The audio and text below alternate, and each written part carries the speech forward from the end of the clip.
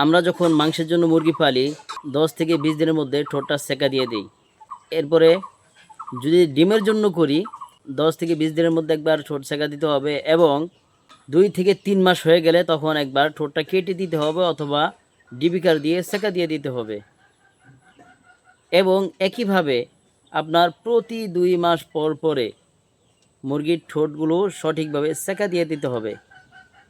এর কারণ হচ্ছে যে মুরগির ঠোঁটটা যদি চোখা থাকে তাহলে একটা মুরগি আরেকটা মুরগি ঠোকরায়, ঠিকমতো খাবার খেতে দেয় না। এরপরে আরেকটি কারণ হচ্ছে যে মুরগির ঠোঁট যদি চোখা থাকে তাহলে মুরগি ঠিকভাবে খাবার খেতে পারে না। লেয়ার লেয়ার খাবারের মধ্যে যেই গুঁড়া খাবারটা আছে সেই গুঁড়া খাবারটা খেতে পারে না। আর লেয়ার লেয়ার ওয়ানের মধ্যে যেই গুঁড়া খাবারটা আছে ওইটার ভিতরেই কিন্তু ভিটামিন মিনারেলগুলো থেকে যায়। বড় বড় খাবারের মধ্যে কম থাকে, গুঁড়া খাবারের মধ্যে বেশি থাকে।